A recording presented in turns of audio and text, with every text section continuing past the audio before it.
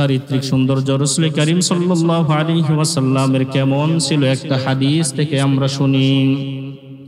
বুখারী শরীফের বর্ণনায় সাহাবায়ে কেরাম রাদিয়াল্লাহু তাআলা আনহুমরা আম্মাজান হযরত আয়েশা সিদ্দিকা রাদিয়াল্লাহু তাআলা আনহাকে প্রশ্ন করলেন, আম্মাজান, রাসূল করিম সাল্লাল্লাহু আলাইহি ওয়াসাল্লাম সম্পর্কে আমাদেরকে একটু বলুন, তার চারিত্রিক সম্পর্কে আমাদেরকে একটু বলুন। এইটা বলার সঙ্গে সঙ্গেই আয়েশা সিদ্দিকা রাদিয়াল্লাহু তাআলা আনহা সাহাবায়ে কেরাম রাদিয়াল্লাহু তাআলা আনহুমদেরকে বললেন, তোমরা কি আল্লাহর কোরআন পড়ো নাই? তোমরা কি কোরআন পড়ো নাই? কারণ কোরআনুল কারীমটাই হচ্ছে রাসূল করিম সাল্লাল্লাহু আলাইহি ওয়াসাল্লামের চারিত্রিক সৌন্দর্য। এই কোরআনুল কারীমের মধ্যে আল্লাহ রাব্বুল আলামিন বলেন, ওয়া ইন্নাকা লাআলা খুলুকিন আযীম। আল্লাহ রাব্বুল আলামিন বলেন, অবশ্যই আমি বিশ্বনবী সাল্লাল্লাহু আলাইহি ওয়াসাল্লামকে উত্তম চরিত্রের অধিকারী করে দুনিয়ার মধ্যে পাঠিয়েছি। সুবহানাল্লাহ। রাসূল করিম সাল্লাল্লাহু আলাইহি ওয়াসাল্লামের আদর্শ সকল মানুষের জন্য ইহকাল এবং পরকালে মুক্তির উপায় হচ্ছে একমাত্র রাসূল করিম সাল্লাল্লাহু আলাইহি ওয়াসাল্লামের আদর্শ। আমরা দুনিয়াতে কেউ আমরা আমাদের নিজেদের বাবার আদর্শ বাস্তবায়ন করতে চাই, আমাদের নেতার আদর্শ আমরা বাস্তবায়ন করতে চাই, আমরা বিভিন্ন ধরনের মানুষের আদর্শকে আমরা বাস্তবায়ন করতে চাই। কিন্তু ওই সমস্ত নেতা, বাবা এবং বিভিন্ন লোকের আদর্শের মধ্যে না আছে পরিপূর্ণভাবে ইহকালীন মুক্তি, না আছে পরকালীন মুক্তি। কিন্তু রাসূল করিম সাল্লাল্লাহু আলাইহি ওয়াসাল্লামের আদর্শের মধ্যেই সকল জাতি, ধর্ম, বর্ণ নির্বিশেষে সমস্ত মানুষের জন্য ইহকাল এবং পরকালে মুক্তি হচ্ছে রাসূল করিম সাল্লাল্লাহু আলাইহি ওয়াসাল্লামের আদর্শ। এই জন্য যে যত বেশি রাসূল করিম সাল্লাল্লাহু আলাইহি ওয়াসাল্লামের আদর্শকে মেনে চলবে, আল্লাহ রাব্বুল আলামিন তাকে তত বেশি ভালোবাসবেন। সুবহানাল্লাহ। যে যত বেশি রাসূল করিম সাল্লাল্লাহু আলাইহি ওয়াসাল্লামের আদর্শকে মেনে চলবে, সে তত বেশি আল্লাহ রাব্বুল আলামিনের ভালোবাসা পাবেন। রাসূল করিম সাল্লাল্লাহু আলাইহি ওয়াসাল্লামের আদর্শ গ্রহণ করে নবীজির ভালোবাসাও সে পাবেন। এজন্য রাসূল করিম সাল্লাল্লাহু আলাইহি ওয়াসাল্লামকে আমরা ভালোবাসবো। রাসূল করিম সাল্লাল্লাহু আলাইহি ওয়াসাল্লামকে ভালোবাসার কয়েকটা কারণ আছে, তার মধ্যে হইতে আজকে আমরা কয়েকটা কারণ সম্পর্কে আলোচনা করব ইনশাআল্লাহ। এক নম্বর, রাসূল করিম সাল্লাল্লাহু আলাইহি ওয়াসাল্লামকে আমরা ভালোবাসবো আল্লাহকে পাওয়ার জন্য, নবীজিকে আমরা ভালোবাসবো। রাসূল করিম সাল্লাল্লাহু আলাইহি ওয়াসাল্লামকে আমরা ভালোবাসবো আল্লাহকে পাওয়ার জন্য। কারণ দুনিয়াতে আপনি যদি আল্লাহকে না পান, কিয়ামতের ময়দানে যদি আল্লাহকে আপনি না পান, তাহলে কোনো কিছুই আপনি পেলেন না। এজন্য আল্লাহকে পাওয়ার জন্য শর্ত হচ্ছে রাসূল করিম সাল্লাল্লাহু আলাইহি ওয়াসাল্লামকে ভালোবাসা। এই সম্পর্কে আল্লাহ রাব্বুল আলামিন কোরআনুল কারীমের মধ্যে বলেন, কুল ইন কুনতুম তুহিব্বুনাল্লাহা ফাত্তাবিউনি ইউহিব্বুকুমুল্লাহ ওয়া ইয়াগফির লাকুম যুনুবাকুম ওয়াল্লাহু গফুরুর রহিম।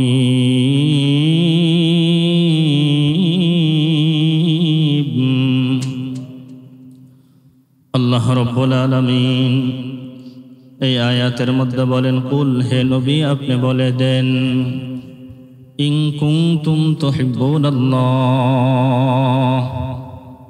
তোমরা যদি আমি আল্লাহ রাব্বুল আলামিনকে ভালোবাসতে চাও, আমি আল্লাহ রাব্বুল আলামিনকে যদি কাছে পেতে চাও, ফাত্তাবিউনি ইউহিব্বুকুমুল্লাহ, তাহলে আমার রাসূলের তোমরা আদর্শকে অনুসরণ করো। রসূলের আদর্শ যদি অনুসরণ করতে পারো তাহলে আমি আল্লাহ রাব্বুল আলামিন তোমাদেরকে ভালোবাসবো। শুধু ভালোবেসে আল্লাহ রাব্বুল আলামিন কিন্তু ক্ষান্ত হন না। আল্লাহ রাব্বুল আলামিন বলেন ওয়ায়াগফির লাকুম যুনুবাকুম, আমি আল্লাহ রাব্বুল আলামিন তোমাদের সমস্ত গুনাহগুলিকে মাফ করে দেই। ওয়াল্লাহু গফুরুর রহিম, আর আমি আল্লাহ রাব্বুল আলামিন হলাম গফুরুর রহিম। তাহলে এই আয়াত দ্বারা আমরা বুঝলাম, আমরা যদি আল্লাহকে পেতে চাই তাহলে রাসূল করিম সাল্লাল্লাহু আলাইহি ওয়াসাল্লামকে ভালোবাসতে হবে, তার আদর্শকে অনুসরণ করতে হবে। নবীজিকে যদি আমরা ভালোবাসি, তার আদর্শকে যদি আমরা অনুসরণ করতে পারি তাহলে আল্লাহ আমাদেরকে ভালোবাসবেন এবং আল্লাহ রাব্বুল আলামিন আমাদের গুনাহগুলোকেও মাফ করে দিবেন। সুবহানাল্লাহ। অপর আরেকটা আয়াতের মধ্যে আল্লাহ রাব্বুল আলামিন বলেন লাকাদ জাআকুম রাসূলুম মিন আনফুসিকুম আজিজুন আলাইহি মা আনিতুম হারিসুন আলাইকুম বিল মুমিনিনা রাউফুর রহিম। আল্লাহ রাব্বুল আলামিন এই আয়াতের মধ্যে বলেন লাকাদ জাআকুম রাসূলুম মিন আনফুসিকুম, অবশ্যই আমি আল্লাহ রাব্বুল আলামিন তোমাদের মধ্য থেকে একজন রাসূলকে প্রেরণ করেছি, একজন রাসূলকে নির্বাচন করেছি। আজিজুন আলাইহি মা আনিতুম হারিস, আল্লাহ রাব্বুল আলামিন বলেন তোমাদের যে কষ্ট, সেই কষ্টটা বিশ্বনবী সাল্লাল্লাহু আলাইহি ওয়াসাল্লামকে পীড়া দেয়। হারিসুন আলাইকুম, এবং বিশ্বনবী সাল্লাল্লাহু আলাইহি ওয়াসাল্লাম হচ্ছে তোমাদের জন্য কল্যাণকামী। বিল মুমিনিনা রাউফুর রহিম, এবং মুমিনদের জন্য বিশ্বনবী সাল্লাল্লাহু আলাইহি ওয়াসাল্লাম হচ্ছে পরম দয়ালু এবং স্নেহশীল। তাহলে এই আয়াতের মধ্যে আল্লাহ রাব্বুল আলামিন বিশ্বনবী সাল্লাল্লাহু আলাইহি ওয়াসাল্লামকে ভালোবাসার কথা বললেন, অনুসরণের কথা বললেন। অপর আরেকটা আয়াতের মধ্যে আল্লাহ রাব্বুল আলামিন বলেন কুল আতিউল্লাহা ওয়া আতিউর রাসূল। আল্লাহ রাব্বুল আলামিন বলেন হে নবী আপনি বলে দেন তোমরা জানো আমি রাসূল করিম সাল্লাল্লাহু আলাইহি ওয়াসাল্লামের আদর্শকে অনুসরণ করো। ফাইন তাওয়াল্লাও, তোমরা যদি নবীজির আদর্শ থেকে মুখ ফিরিয়ে নাও, ফাইন্নাল্লাহা লা ইউহিব্বুল কাফিরিন, তাহলে অবশ্যই আল্লাহ রাব্বুল আলামিন কাফিরদেরকে ভালোবাসেন না। তাহলে এই আয়াতের মধ্যেও আমরা জানতে পারলাম রাসূল করিম সাল্লাল্লাহু আলাইহি ওয়াসাল্লামের আদর্শকে অনুসরণ করার কথা, নবীজি সাল্লাল্লাহু আলাইহি ওয়াসাল্লামকে ভালোবাসার কথা আল্লাহ রাব্বুল আলামিন এই আয়াতের মধ্যেও বললেন। তাহলে এক নম্বর, আমরা নবীজিকে ভালোবাসবো কি জন্য? আল্লাহ রাব্বুল আলামিনকে পাওয়ার জন্য আমরা রাসূল করিম সাল্লাল্লাহু আলাইহি ওয়াসাল্লামকে ভালোবাসবো। এই ব্যাপারে চমৎকার একটা কথা মুজাহিদে আজম আল্লামা শামসুল হক ফরিদপুরি রহমাতুল্লাহি আলাইহি তিনি চমৎকার একটা কথা বলেছেন। এই শামসুল হক ফরিদপুরি রহমাতুল্লাহি আলাইহি বাংলাদেশের মধ্যে এমন একজন মানুষ, আমরা যত মসজিদ এবং মাদ্রাসা দেখতেছি, ইসলামের আবির্ভাব যা কিছু দেখতেছি, এর মূলের মধ্যে একজন হচ্ছে আল্লামা শামসুল হক ফরিদপুরি রহমাতুল্লাহি আলাইহি। এই আল্লামা শামসুল হক ফরিদপুরি রহমাতুল্লাহি আলাইহি চমৎকার একটা কথা বলেছেন। সেই কথাটা হলো, দুনিয়ার মধ্যে থাকা অবস্থায় তুমি সব কিছু পেয়েছো কিন্তু আল্লাহকে পাও নাই, তাহলে তুমি কিছুই পাও নাই। সব কিছু পাইছেন কিন্তু আল্লাহকে পান নাই, তাহলে আপনি কিছুই পান নাই। এরপরে বলে দুনিয়ার মধ্যে থাকা অবস্থায় আপনি আল্লাহ রাব্বুল আলামিনকে পেয়েছেন কিন্তু অন্য কোনো কিছুই আপনি পান নাই, তাহলে যেন দুনিয়ার সব কিছুই আপনি পেয়ে গেলেন। সুবহানাল্লাহ। তাহলে দুনিয়ার সব কিছু পেয়েছেন কিন্তু আল্লাহকে পান নাই, তাহলে আপনি কিছুই পান নাই। দুনিয়ার কিছুই পান নাই কিন্তু আল্লাহকে পেয়েছেন, তাহলে আপনি যেন দুনিয়ার সব কিছুই পেয়ে গেলেন। সুবহানাল্লাহ। এজন্য আমরা যদি আল্লাহকে পেতে চাই তাহলে এক নাম্বার শর্ত হচ্ছে রাসূল করিম সাল্লাল্লাহু আলাইহি ওয়াসাল্লামকে ভালোবাসা, তার আদর্শকে গ্রহণ করা। এটাই হচ্ছে আল্লাহ পাওয়ার এক নাম্বার মাধ্যম। আর এজন্যই আমরা রাসূল করিম সাল্লাল্লাহু আলাইহি ওয়াসাল্লামকে ভালোবাসবো, কারণ নবীজিকে ভালোবাসলে আল্লাহকে পাওয়া যায়, আল্লাহকেই ভালোবাসা হয়, এক নাম্বার। দুই নাম্বার, রাসূল করিম সাল্লাল্লাহু আলাইহি ওয়াসাল্লামকে ভালোবাসা এটা হচ্ছে ঈমানের দাবি। নবীজিকে ভালোবাসা ঈমানের দাবি। আপনি যদি ঈমানদার দাবি করি তাহলে রাসূল করিম সাল্লাল্লাহু আলাইহি ওয়াসাল্লামকে ভালোবাসতেই হবে। রাসূল করিম সাল্লাল্লাহু আলাইহি ওয়াসাল্লামকে ভালোবাসা ছাড়া ঈমানদার দাবি করা কোশ্চিন কালেও সম্ভব না। আর আপনি যদি ঈমানদার না হন তাহলে জান্নাতে যাওয়া কখনোই সম্ভব না। কারণ বিশ্বনবী সাল্লাল্লাহু আলাইহি ওয়াসাল্লাম হাদিসের মধ্যে বলেন, কাল কঠিন কিয়ামতের ময়দানে যার অন্তরের মধ্যে যাররা পরিমাণের ঈমান থাকবে, আল্লাহ রাব্বুল আলামিন সেই বান্দা এবং বান্দির হিসাব নিকাশ নেওয়ার পরে হয়তো জাহান্নামের মধ্যে দেওয়ার পরে কোনো একটা সময় এই যাররা পরিমাণের ঈমান থাকার কারণে আল্লাহ রাব্বুল আলামিন কোনো এক সময় তাকে জান্নাতের মধ্যে প্রবেশ করাবেন। সুবহানাল্লাহ। এজন্য নবীজিকে ভালোবাসলে ঈমান বাড়ে, ঈমান তাজা হয়। এই ব্যাপারে বুখারী শরীফের বর্ণনার 15 নম্বর হাদিসের মধ্যে বিশ্বনবী সাল্লাল্লাহু আলাইহি ওয়াসাল্লাম বলেন, এই হাদিসের বর্ণনাকারী হচ্ছে হযরত আনাস রাদিয়াল্লাহু তাআলা আনহু। তিনি বলেন, লা ইউমিনু আহাদুকুম হাত্তা আকুনা আহাব্বা ইলাইহি মিন ওয়ালিদিহি ওয়া ওয়ালাদিহি ওয়ান নাসি আজমাইন। বিশ্বনবী সাল্লাল্লাহু আলাইহি ওয়াসাল্লাম বলেন, তোমরা ততক্ষণ পর্যন্ত পরিপূর্ণ ঈমানদার মুমিন হতে পারবে না যতক্ষণ পর্যন্ত তোমরা তোমাদের সন্তান এবং তোমাদের পরিবার, তোমাদের সব কিছু থেকে বিশ্বনবী সাল্লাল্লাহু আলাইহি ওয়াসাল্লামকে বেশি ভালো না বাসতে পারবে, ততক্ষণ পর্যন্ত আপনি পরিপূর্ণ মুমিন হতে পারবো না, ঈমানদার হতে পারবো না, যতক্ষণ পর্যন্ত আমার পরিবার, আমার সন্তান আদি, আমার পিতামাতা থেকে সব কিছু থেকে রাসূল করিম সাল্লাল্লাহু আলাইহি ওয়াসাল্লামকে যতক্ষণ পর্যন্ত আমরা বেশি ভালো না বাসতে পারবো ততক্ষণ পর্যন্ত আমরা পরিপূর্ণ মুমিন হতে পারবো না। এই ব্যাপারে আরেকটা হাদিসের মধ্যে বিশ্বনবী সাল্লাল্লাহু আলাইহি ওয়াসাল্লাম বলেন, এই হাদিসের বর্ণনাকারী হচ্ছে হযরতে সামুরা রাদিয়াল্লাহু তাআলা আনহু। তিনি বলেন, আমরা অনেকগুলা সাহাবায়ে কেরাম রাদিয়াল্লাহু তাআলা আনহুমরা বিশ্বনবী সাল্লাল্লাহু আলাইহি ওয়াসাল্লামের সঙ্গে ছিলাম। বিশ্বনবী সাল্লাল্লাহু আলাইহি ওয়াসাল্লাম ওই সময় হযরতে ওমর রাদিয়াল্লাহু তাআলা আনহুর হাত ধরে হাঁটতেছিলেন। ওমরের হাত ধরে নবীজি হাঁটতেছিলেন। হাঁটার সময় বিশ্বনবী সাল্লাল্লাহু আলাইহি ওয়াসাল্লাম হযরতে ওমর রাদিয়াল্লাহু তাআলা আনহুকে বললেন, হে ওমর, তুমি আমাকে কতটুকু পরিমাণের ভালোবাসো? হযরত ওমর রাদিয়াল্লাহু তাআলা আনহু বললেন, ইয়া রাসূলুল্লাহ, ইয়া হাবিবাল্লাহ, আমি আমার সন্তান এবং আমার পিতামাতা এবং সব কিছু থেকে আপনি বিশ্বনবী সাল্লাল্লাহু আলাইহি ওয়াসাল্লামকে বেশি ভালোবাসি। এই কথাটা হযরত ওমর রাদিয়াল্লাহু তাআলা আনহু বলার সঙ্গে সঙ্গে বিশ্বনবী সাল্লাল্লাহু আলাইহি ওয়াসাল্লাম বললেন, ওমর, তুমি এখনো পর্যন্ত পরিপূর্ণ মুমিন হতে পারো নাই, এখনো তোমার ঈমান পরিপূর্ণ হয় নাই। ওমর রাদিয়াল্লাহু তাআলা আনহু বললেন, ইয়া রাসূলুল্লাহ, ইয়া হাবিবাল্লাহ, তাহলে কি করতে হবে আমাকে একটু বলে দিন। বিশ্বনবী সাল্লাল্লাহু আলাইহি ওয়াসাল্লাম বললেন, ওমর, শোনো, তুমি যদি তোমার নিজের নফস থেকে, তোমার কলিজা থেকে আমি বিশ্বনবী সাল্লাল্লাহু আলাইহি ওয়াসাল্লামকে বেশি ভালো না বাসতে পারো তাহলে তুমি কখনোই পরিপূর্ণ ঈমানদার না। এই কথাটা বলার পরে ওমর রাদিয়াল্লাহু তাআলা আনহু কিছুক্ষণ সময় চুপ থাকলেন।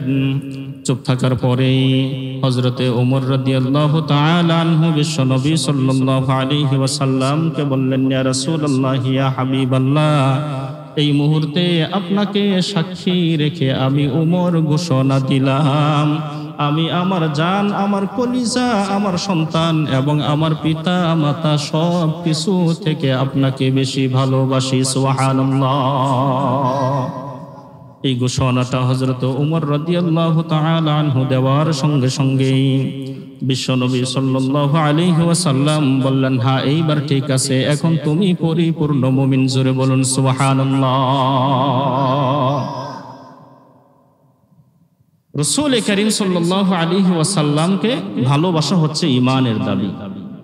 আমরা যতক্ষণ পর্যন্ত আমাদের নিজেদের কলিজা, নিজেদের সন্তান, নিজেদের পিতামাতা থেকে সব কিছু থেকে রাসূল কারীম সাল্লাল্লাহু আলাইহি ওয়াসাল্লামকে ভালো না বাসতে পারবো, ততক্ষণ পর্যন্ত আমরা পরিপূর্ণ মুমিন, মুসলমান, ঈমানদার দাবি করলেও হওয়া সম্ভব। এখন আপনি নিজে নিজে একটু প্রশ্ন করেন, নিজে নিজে একটু কল্পনা করেন, চিন্তা করে তারপরে একটু বলুন তো, আপনি কি আপনার কলিজা থেকে বিশ্বনবী সাল্লাল্লাহু আলাইহি ওয়াসাল্লামকে বেশি ভালোবাসেন? একটু চিন্তা করেন। আপনি কি আপনার সন্তান থেকে রাসূল কারীম সাল্লাল্লাহু আলাইহি ওয়াসাল্লামকে বেশি ভালোবাসেন? আপনি কি আপনার পিতা মাতার থেকে বিশ্বনবী সাল্লাল্লাহু আলাইহি ওয়াসাল্লামকে বেশি ভালোবাসেন? একটু চিন্তা করেন। হয়তো আমি বলার সঙ্গে সঙ্গেই বলবেন, হুজুর হ্যাঁ অবশ্যই আমরা বিশ্বনবী সাল্লাল্লাহু আলাইহি ওয়াসাল্লামকে বেশি ভালোবাসি। কিন্তু এটা হচ্ছে আপনাদের জবানের কথা, কিন্তু অন্তরের কথা কিন্তু এটা না। অন্তরের কথা যদি এইটা হয়, তাহলে দেশের মধ্যে বিভিন্ন বিশ্বের কোনো এক প্রান্তের মধ্যে অথবা বাংলাদেশের মধ্যেই যখন রাসূল কারীম সাল্লাল্লাহু আলাইহি ওয়াসাল্লামকে নিয়ে বিভিন্ন ব্লগারেরা কটূক্তিমূলক কথা বলে, তখন তো আপনাদেরকে রাস্তাতে পাওয়া যায় না। যায়? হ্যাঁ, তখন শুধু রাস্তায় টুপি আর টুপি, আর কিছুই না। অনেকেই বলেন এটা হচ্ছে হুজুরদের দাবি, এটা হচ্ছে হুজুরদের স্লোগান, হুজুরদের আয়োজন, হুজুরদের মিটিং মিছিল, তখন এইগুলো বলেন আপনারা। আচ্ছা বলুন তো, রাসূল কারীম সাল্লাল্লাহু আলাইহি ওয়াসাল্লাম কি শুধু হুজুরদের জন্য নির্দিষ্ট, নাকি পুরা বিশ্ববাসীর জন্য? হ্যাঁ, পুরা বিশ্ববাসীর জন্যই তো রাসূল। তাহলে নবীজিকে কটূক্তি করা হলে, কোনো ব্লগার যখন গালি দেয়, গালাজ করে, কটূক্তি করে, তখন তো আপনাকে মাঠে পাওয়া যায় না। অথচ আপনি বলেন আমি রাসূল কারীম সাল্লাল্লাহু আলাইহি ওয়াসাল্লামকে সবচাইতে বেশি ভালোবাসি। অথচ এই ব্যাপারে আবার বিকল্প যদি আপনি একটু চিন্তা করেন, আপনার দলের নেতাকে কেউ যদি কোনো কিছু বলে, অর্থাৎ আপনার দল সম্পর্কে কেউ যদি কখন কোনো কিছু বলে, তখন তো সঙ্গে সঙ্গে আপনি মাঠে নামার জন্য তো কখন আপনি দেরি করেন না, করেন? সঙ্গে সঙ্গে মাঠে একবার উপস্থিত। তার মানে বোঝা যায় আপনি রাসূল কারীম সাল্লাল্লাহু আলাইহি ওয়াসাল্লাম থেকে আপনার নেতার আদর্শকে বাস্তবায়ন করার জন্য আপনার নেতাকে বেশি ভালোবাসেন, বিশ্ব নবী সাল্লাল্লাহু আলাইহি ওয়াসাল্লামকে বেশি ভালোবাসেন না। এটাই বাস্তব। আপনি আপনার দলকে বেশি ভালোবাসেন, আপনি আপনার নেতাকে বেশি ভালোবাসেন, এটাই বাস্তব এবং চূড়ান্ত সত্য কথা। আপনি মানলেও সত্য, না মানলেও সত্য। এই জন্য রাসূল কারীম সাল্লাল্লাহু আলাইহি ওয়াসাল্লামকে ভালোবাসা হচ্ছে ঈমানের দাবি। ঈমান বাড়ানোর জন্য আমরা রাসূল কারীম সাল্লাল্লাহু আলাইহি ওয়াসাল্লামকে বেশি ভালোবাসবো। যতক্ষণ পর্যন্ত আমি আমার কলিজা, আমার সন্তান, আমার পিতামাতা থেকে বেশি ভালো রাসূল কারীম সাল্লাল্লাহু আলাইহি ওয়াসাল্লামকে না বাসতে পারবো, ততক্ষণ পর্যন্ত আমরা পরিপূর্ণ মুমিন হতে পারবো না, ঈমানদার হতে পারবো না। আর ঈমান যদি আমাদের না থাকে, ঈমানদার যদি আমরা না হতে পারি, তাহলে জান্নাতে যাওয়া কখনোই সম্ভব না। এই জন্য 2 নম্বর, রাসূল কারীম সাল্লাল্লাহু আলাইহি ওয়াসাল্লামকে আমরা ভালোবাসবো কেন? ঈমানের জন্য, মুমিন হওয়ার জন্য, জান্নাতে যাওয়ার জন্য আমরা রাসূল কারীম সাল্লাল্লাহু আলাইহি ওয়াসাল্লামকে বেশি ভালোবাসবো। 3 নম্বর, রাসূল কারীম সাল্লাল্লাহু আলাইহি ওয়াসাল্লামকে ভালোবাসবো কেন? 3 নম্বর কারণ হচ্ছে সৌন্দর্যের কারণে। কিসের কারণে? সৌন্দর্যের কারণে রাসূল কারীম সাল্লাল্লাহু আলাইহি ওয়াসাল্লামকে আমরা বেশি ভালোবাসবো। কারণ একজন মানুষ আরেকজন মানুষকে ভালোবাসে তার সৌন্দর্যের কারণে। একজন মানুষ আরেকজন মানুষকে ভালোবাসে 2টা দিক নির্বাচন করে। একটা হচ্ছে চারিত্রিক সৌন্দর্য এবং বাহ্যিক সৌন্দর্য। সৌন্দর্য হচ্ছে 2 প্রকার, একটা হচ্ছে চারিত্রিক সৌন্দর্য আর একটা হচ্ছে বাহ্যিক সৌন্দর্য। বাহ্যিক সৌন্দর্যের দাম আল্লাহ রাব্বুল আলামিনের কাছে নাই। বডি ফিটনেস ভালো, সবকিছুই ভালো, সুন্দর সুন্দর জামা পরে, এগুলোর দাম আল্লাহর কাছে নাই। চারিত্রিক সৌন্দর্য আছে আপনার কাছে।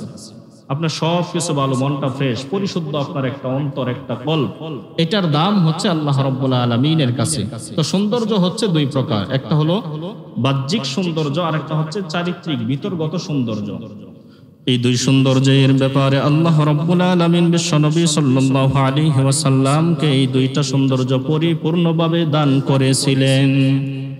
চারিত্রিক সৌন্দর্য রাসূল করিম সাল্লাল্লাহু আলাইহি ওয়াসাল্লামের কেমন ছিল একটা হাদিস থেকে আমরা শুনি। বুখারী শরীফের বর্ণনায় সাহাবায়ে কেরাম রাদিয়াল্লাহু তাআলা আনহুমরা আম্মাজান হযরত আয়েশা সিদ্দিকা রাদিয়াল্লাহু তাআলা আনহাকে প্রশ্ন করলেন, আম্মাজান, রাসূল করিম সাল্লাল্লাহু আলাইহি ওয়াসাল্লাম সম্পর্কে আমাদেরকে একটু বলুন, তার চারিত্রিক সম্পর্কে আমাদেরকে একটু বলুন।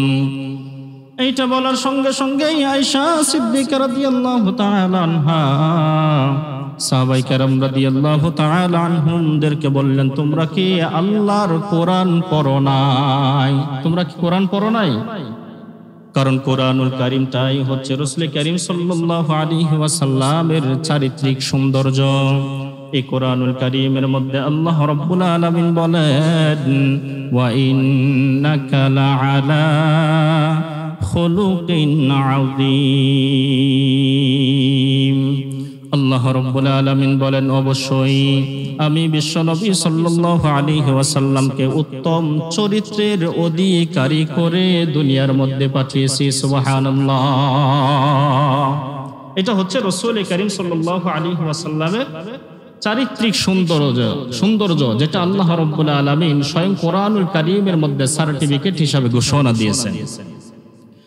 এবার আসুন বিশ্বনবী সাল্লাল্লাহু আলাইহি ওয়াসাল্লামের বাহ্যিক সৌন্দর্য সম্পর্কে আমরা একটু শুনি। এই ব্যাপারে হযরতে জাবের বিন সামুরা রাদিয়াল্লাহু তাআলা আনহু তিনি বর্ণনা করেন। বুখারী শরীফের বর্ণনায় তিনি বলেন, একবার আমি পূর্ণিমার চাঁদ যখন রাতের বেলায় উদিত হয়েছে, ওই সময় আমি বাহিরে বের হলাম। বিশ্বনবী সাল্লাল্লাহু আলাইহি ওয়াসাল্লাম তিনিও বাহিরে বের হলেন। পূর্ণিমার চাঁদ, একেবারে সুন্দর ঝলমলে পূর্ণিমার চাঁদ উদিত হয়েছে, তিনি ঘর থেকে বের হয়েছেন।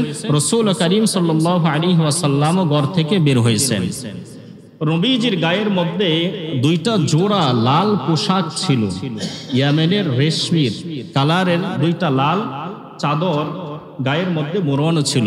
এই দুইটা চাদরে রাসূল করিম সাল্লাল্লাহু আলাইহি ওয়াসাল্লামের বাহ্যিক চেহারাকে, বাহ্যিক বডিটাকে আরো সৌন্দর্য, আরো আকর্ষমণ্ডিত করে তুলেছে। অথচ পুরুষের জন্য লাল কাপড় পরিধান করা কিন্তু জায়েজ নাই, হারাম। পুরুষের জন্য লাল কাপড় পরিধান করা কি নাই? জায়েজ নাই। অনেকে বলবেন যে হুজুর, তাহলে রাসূল করিম সাল্লাল্লাহু আলাইহি ওয়াসাল্লাম তোর পরে বের হয়েছেন, এটা হারাম ঘোষণা হওয়ার আগের কথা, হারাম ঘোষণা হওয়ার আগের কথা। ওই সময় জাবির বিন সামুরা রাদিয়াল্লাহু তাআলা আনহু বলেন, রাসূল করিম সাল্লাল্লাহু আলাইহি ওয়াসাল্লাম আমার সামনে আসার সঙ্গে সঙ্গে আমি একবার বিশ্বনবী সাল্লাল্লাহু আলাইহি ওয়াসাল্লামের দিকে তাকাইলাম, আরেকবার চাঁদের দিকে তাকাইলাম, আরেকবার রাসূল করিম সাল্লাল্লাহু আলাইহি ওয়াসাল্লামের দিকে তাকাইলাম, আরেকবার চাঁদের দিকে তাকাইলাম। বারবার এইভাবে দেখতে থাকলাম। বিশ্বনবী সাল্লাল্লাহু আলাইহি ওয়াসাল্লামের চেহারার দিকে একবার তাকাই, চাঁদের দিকে একবার তাকাই, বারবার তাকাইতে থাকলাম। আমি শেষে এই সিদ্ধান্ত নিতে উপনীত হতে বাধ্য হলাম যে রাসূল করিম সাল্লাল্লাহু আলাইহি ওয়াসাল্লামকে আল্লাহ রাব্বুল আলামিন পূর্ণিমার চাঁদের চাইতে বেশি সৌন্দর্য করে সৃষ্টি করেছেন। সুবহানাল্লাহ। তিনি বলেন, আমি বারবার চাঁদের দিকে তাকিয়েছি আর নবীজির চেহারার দিকে তাকিয়েছি, বারবার চাঁদের দিকে তাকিয়েছি, নবীজির চেহারার দিকে তাকিয়েছি। শেষ পর্যন্ত আমি এটা সিদ্ধান্ত নিতে বাধ্য হয়েছি যে আল্লাহ রাব্বুল আলামিন রাসূল করিম সাল্লাল্লাহু আলাইহি ওয়াসাল্লামকে সবচাইতে চাঁদের চাইতেও সুন্দর করে সৃষ্টি করেছেন। সুবহানাল্লাহ। এই সৌন্দর্যের ব্যাপারে আর একটা হাদিস আমরা শুনি। এই হাদিসের বর্ণনাকারী হচ্ছে হযরত আয়েশা সিদ্দিকা রাদিয়াল্লাহু তাআলা আনহা। তিনি বলেন, আমি একদিন এশারের নামাজের পরে ঘরের মধ্যে সুই দিয়ে কাজ করছিলাম, সুই দিয়ে কোনো কিছু সেলাই করতেছিলেন। এমন সময় বিশ্বনবী সাল্লাল্লাহু আলাইহি ওয়াসাল্লাম ঘরের মধ্যে ঢুকলেন। ঢোকা অবস্থায় আমার সুইটা হাত থেকে ছিটকে পড়ে হারিয়ে গিয়েছিল। সুইটা হাত থেকে ছিটকে পড়ে হারিয়ে গিয়েছিল। আম্মা জান আয়েশা সিদ্দিকা রাদিয়াল্লাহু তাআলা আনহা বললেন, আমি সুইটাকে অন্ধকারের মধ্যে খোঁজাখুঁজি করতেছি, কিন্তু কোথাও সুই পাই না। এশারের নামাজের পরে বিশ্বনবী সাল্লাল্লাহু আলাইহি ওয়াসাল্লাম যখন ঘরের মধ্যে ঢুকলেন, ঢোকার সঙ্গে সঙ্গেই তার চেহারার সৌন্দর্যে একটা ঝিলিক আছে। এই ঝিলিকটা যখন আমার ঘরের মধ্যে পড়লো, ঘরের মধ্যে পড়ার সঙ্গে সঙ্গেই বিশ্বনবী সাল্লাল্লাহু আলাইহি ওয়াসাল্লামের ঝিলিকের আলোয় সুইটাকে আমি খুঁজে বের করতে সক্ষম হলাম। সুবহানাল্লাহ। চেহারার সৌন্দর্য একটা ঝিলিক, একটা মানুষের চেহারা সৌন্দর্যের একটা ঝিলিক আছে। রাসূল কারীম সাল্লাল্লাহু আলাইহি ওয়াসাল্লামের সেই ঝিলিকে আম্মা জান আয়েশা সিদ্দিকা রাদিয়াল্লাহু তাআলা আনহা যে সুইটা হারিয়েছিলেন, সেই সুইটাকে তিনি খুঁজে পেয়েছেন। সুবহানাল্লাহ। এছাড়াও সর্বশেষ রাসূল কারীম সাল্লাল্লাহু আলাইহি ওয়াসাল্লামের সৌন্দর্যের ব্যাপারে আর একটা হাদিস আপনাদেরকে শোনাই। রাসূল কারীম সাল্লাল্লাহু আলাইহি ওয়াসাল্লামের জন্মের পরে যখন হযরতে আমেনা হালিমাতুস সাদিয়া রাদিয়াল্লাহু তাআলা আনহার কাছে দিয়েছিলেন দুধ পান করার জন্য, হযরতে হালিমাতুস সাদিয়া রাদিয়াল্লাহু তাআলা আনহা যখন পূর্ণ 2 বছর দুধ পান করানোর পরে হযরতে মুহাম্মদ সাল্লাল্লাহু আলাইহি ওয়াসাল্লামকে আমিনার কাছে যখন ফেরত দিলেন, ফেরত দেওয়ার সময় হযরতে হালিমাতুস সাদিয়া রাদিয়াল্লাহু তাআলা আনহা আমিনাকে বললেন, আমিনা শোনো, আমি তোমার মুহাম্মদকে 2 বছর পর্যন্ত লালন পালন করেছি। আমি আমার জীবনে যতগুলা সন্তান দেখেছি, আল্লাহ রাব্বুল আলামিন তোমার সন্তান মুহাম্মদের চাইতে এত সুন্দর কোনো কিছু আমি দেখি নাই। সুবহানাল্লাহ। এইটা বলার সঙ্গে সঙ্গে আমেনা বলল, হালিমা, তুমি হচ্ছ গ্রামের একজন মহিলা আর আমি হচ্ছি শহরের একজন মহিলা। তুমি গ্রামে কয়টা সন্তানদেরকে বা দেখো, আমি তো শহরের আনাচে কানাচে ঘুরে ফিরে বেড়াই, কত সন্তান আমি দেখি, কিন্তু আমি লক্ষ্য করে দেখেছি আল্লাহ রাব্বুল আলামিন আমার সন্তান মুহাম্মদের চাইতে কোনো কিছুকে সুন্দর করে সৃষ্টি করে নাই। সুবহানাল্লাহ। আমেনা এবং হালিমার মধ্যে কথাগুলা যখন চলতেছে, সঙ্গে সঙ্গে তার দাদা আব্দুল মুত্তালিব 2 জনের মধ্যে উপস্থিত। আব্দুল মুত্তালিব এইবার উপস্থিত হওয়ার পরে বলল, ও আমেনা, ও হালিমা, তোমরা শোনো, তোমরা তো গ্রামে থাকো আর শহরে থাকো, তোমরা একটা দেশের মধ্যে ঘোরাফেরা করেছ, আর আমি আব্দুল মুত্তালিব বাণিজ্যের কাজে, বিভিন্ন ব্যবসা বাণিজ্যের কাজে কত রাষ্ট্রের মধ্যে না ঘোরাঘুরি করেছি। আমি সমস্ত রাষ্ট্র ঘুরে ঘুরে দেখেছি আমার নাতি মুহাম্মদ সাল্লাল্লাহু আলাইহি ওয়াসাল্লামের চাইতে আল্লাহ রাব্বুল আলামিন অন্য কোন সন্তানকে সুন্দর করে বানাই নাই। সুবহানাল্লাহ। আব্দুল মুত্তালিব, আমেনা এবং হালিমার মধ্যে যখন এই কথাগুলো চলতেছে, জিবরাইল আলাইহিস সালাতু ওয়াস সালাম তাদেরকে উদ্দেশ্য করে ডাক দিয়ে বলে, শোনো, আমি হইলাম জিবরাইল আলাইহিস সালাতু ওয়াস সালাম। আল্লাহ রাব্বুল আলামিন আমাকে একজন ফেরেশতা হিসাবে নিযুক্ত করেছেন। দুনিয়ার এমন কোনো জায়গা নাই যে আমি ঘুরি নাই। আমাকে আল্লাহ রাব্বুল আলামিন 650 দানা দিয়েছে। জিবরাইলের দানা কতগুলা? 650 দানা জিবরাইল আলাইহিস সালাতু ওয়াস সালামকে আল্লাহ রাব্বুল আলামিন দিয়েছে। একটা দানা যখন মেলে একেবারে মাশরিকে চলে যায়, পৃথিবীর শেষ প্রান্তে। আরেকটা দানা যখন মেলে পৃথিবীর মাগরিবে চলে যায়, আরেক প্রান্তে চলে যায়। এরকম 2 প্রান্তে 2 দানা চলে যায়। তো জিবরাইল আলাইহিস সালাতু ওয়াস সালাম তাদেরকে উদ্দেশ্য করে বলে, আমি পৃথিবীর প্রত্যেকটা কোণাকে ঘুরে ঘুরে দেখেছি। আল্লাহ রাব্বুল আলামিন মুহাম্মদ সাল্লাল্লাহু আলাইহি ওয়াসাল্লামের চাইতে এত সুন্দর করে অন্য কোন মানুষকে সৃষ্টি করে নাই। সুবহানাল্লাহ। এই কথা যখন জিবরাইল আলাইহিস সালাতু ওয়াস সালাম বললেন, বলার সঙ্গে সঙ্গেই আল্লাহ রাব্বুল আলামিন জিবরাইল আলাইহিস সালাতু ওয়াস সালামকে বললেন, জিবরাইল, তুমি তো আমি আল্লাহ রাব্বুল আলামিনের সমস্ত সৃষ্টিগুলাকে ঘুরে ঘুরে দেখেছো, কিন্তু আমি আল্লাহ রাব্বুল আলামিন দুনিয়ার সব কিছু কিন্তু হাতে বানিয়েছি। দুনিয়ার সব কিছু কিন্তু আমি আল্লাহ রাব্বুল আলামিন সৃষ্টি করেছি। আল্লাহ রাব্বুল আলামিন বলেন, জিবরাইল শোনো, আমি আল্লাহ রাব্বুল আলামিন দুনিয়াতে যত কিছু সৃষ্টি করেছি আমার হাবিব মুহাম্মদ সাল্লাল্লাহু আলাইহি ওয়াসাল্লামের মতো এত সুন্দর করে কোনো কিছুকে সৃষ্টি করি নাই। সুবহানাল্লাহ। তাহলে রাসূল করিম সাল্লাল্লাহু আলাইহি ওয়াসাল্লাম হচ্ছে সৌন্দর্যের দিক দিয়া সবার চাইতে সেরা। একজন মানুষ আরেকজন মানুষকে ভালোবাসে সৌন্দর্যের কারণে, চারিত্রিক সৌন্দর্যের কারণে, বাহ্যিক সৌন্দর্যের কারণে। তো রাসূল করিম সাল্লাল্লাহু আলাইহি ওয়াসাল্লামের মধ্যে এই দুইটা গুণ পরিপূর্ণভাবে ছিল। এই জন্যই আমরা রাসূল করিম সাল্লাল্লাহু আলাইহি ওয়াসাল্লামকে ভালোবাসবো। এটা হচ্ছে 3 নম্বর কথা। 4 নম্বর, রাসূল করিম সাল্লাল্লাহু আলাইহি ওয়াসাল্লামকে ভালোবাসবো কেন? 4 নম্বর পয়েন্ট হচ্ছে গুণাবলীর কারণে। কিসের কারণে? গুণের কারণে রাসূল করিম সাল্লাল্লাহু আলাইহি ওয়াসাল্লামকে আমরা ভালোবাসবো। কারণ একজন মানুষের যদি কোনো গুণই না থাকে, সব যদি দোষী থাকে, তার সঙ্গে তো আপনি চলবেন না কখনো। একজন মানুষের দু একটা ভালো দিক দেখে আপনি তার সঙ্গে চলবেন, ঠিক না? রাসূল করিম সাল্লাল্লাহু আলাইহি ওয়াসাল্লামের গুণের দিক দিয়েও তিনি একজন পরিপূর্ণ মানুষ ছিলেন।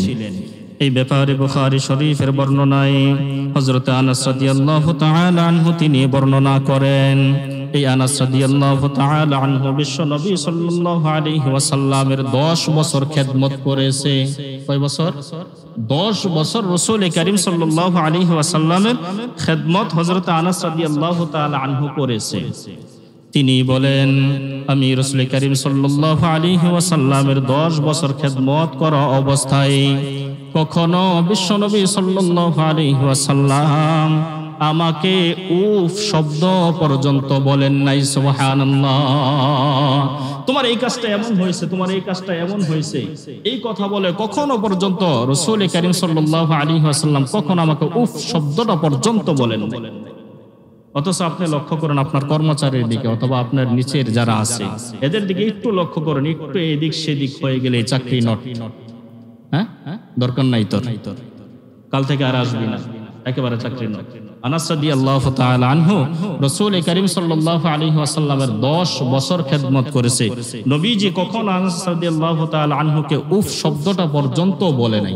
কখনো বলে নাই এই কাজ এইভাবে করলা কেন, এই কাজ সেভাবে করলা না কেন, এটা কখনো রাসূল করিম সাল্লাল্লাহু আলাইহি ওয়াসাল্লাম বলে নাই। তো এইজন্যই আমরা রাসূল করিম সাল্লাল্লাহু আলাইহি ওয়াসাল্লামকে ভালোবাসবো, কারণ তার ভিতরে গুণের দিক দিয়ে পরিপূর্ণ গুণ ছিল রাসূল করিম সাল্লাল্লাহু আলাইহি ওয়াসাল্লামের। এটা হচ্ছে 4 নম্বর। 5 নম্বর গুণ হচ্ছে রাসূল করিম সাল্লাল্লাহু আলাইহি ওয়াসাল্লামকে আমরা ভালোবাসবো দয়ার কারণে, অনুগ্রহের কারণে। কিসের কারণে? দয়া এবং অনুগ্রহের কারণে রাসূল করিম সাল্লাল্লাহু আলাইহি ওয়াসাল্লামকে আমরা বেশি ভালোবাসবো। কেমন অনুগ্রহ? বিশ্বনবী সাল্লাল্লাহু আলাইহি ওয়াসাল্লাম দুনিয়াতে আসার সঙ্গে সঙ্গেই সেই সময়টা থেকে নিয়ে শুরু করে মৃত্যুর আগ পর্যন্ত তথা পুরা বছর 63টা বছর বিশ্বনবী সাল্লাল্লাহু আলাইহি ওয়াসাল্লাম উম্মতের জন্য তথা আমাদের জন্য কেঁদেছেন। কাঁদেন নাই? নবীজি পুরা সময়টাই শুধু আমাদের জন্য ব্যয় করেছেন, কেঁদেছেন, শুধু বলেছেন ইয়া হাবলি ইয়া উম্মতি, ইয়া হাবলি ইয়া উম্মতি। আল্লাহ রাব্বুল আলামিনকে বারবার বলেছে, হে আল্লাহ আমার উম্মতের কি হবে, আমার উম্মতের কি ফয়সালা হবে। এই ব্যাপারে আরেকটা হাদিসের মধ্যে রাসূল করিম সাল্লাল্লাহু আলাইহি ওয়াসাল্লামের হাদিস থেকে জানা যায় এবং সাহাবায়ে কেরাম রাদিয়াল্লাহু তাআলা আনহুমদের কাছ থেকেও জানা যায়, এখনো পর্যন্ত আমাদের জন্য বিশ্বনবী সাল্লাল্লাহু আলাইহি ওয়াসাল্লাম রওজা মুবারকে শুয়ে শুয়ে ইয়া হাবলি ইয়া উম্মতি বলে কান্না করতেছেন। সুবহানাল্লাহ। তো যে মানুষটা আমাদের জন্য কান্নাকাটি করে, আমাদের কথা চিন্তা করে, আমাদের কথা ভাবে, তাকে ভালো আমরা বাসবো না তো বাসবে কি? বুঝেন নাই?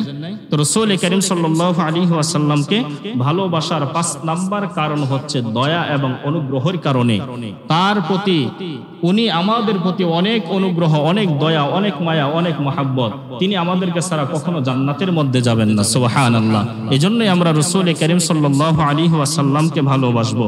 সর্বশেষ 6 নাম্বার, রাসূল করিম সাল্লাল্লাহু আলাইহি ওয়াসাল্লামকে ভালোবাসবো এই জন্যই যে আমরা তার সঙ্গে জান্নাতে থাকতে চাই।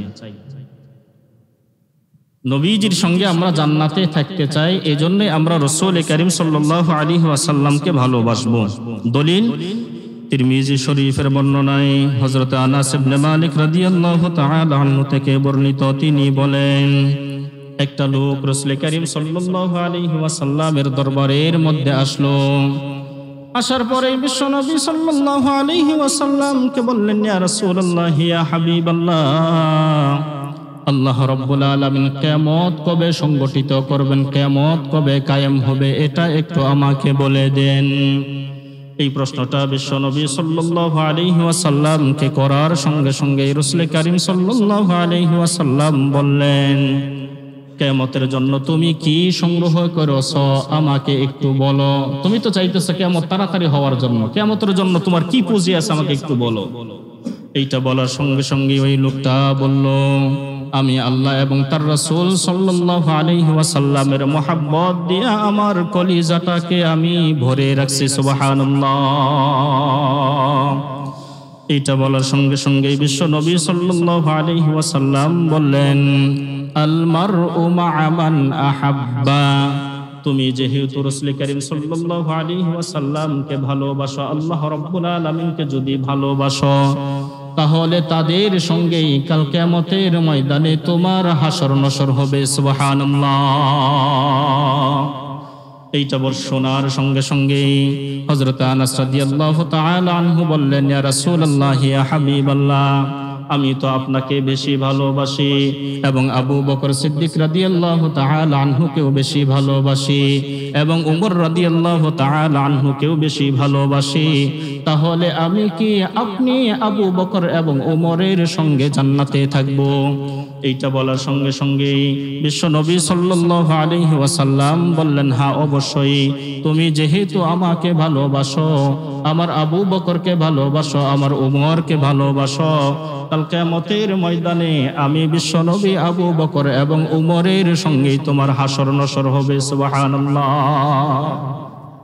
তো আমরা সকলেই চাই রাসূল করিম সাল্লাল্লাহু আলাইহি ওয়াসাল্লামের সঙ্গে জান্নাতে থাকতে, চাই না? সকলে চাই তো ইনশাআল্লাহ?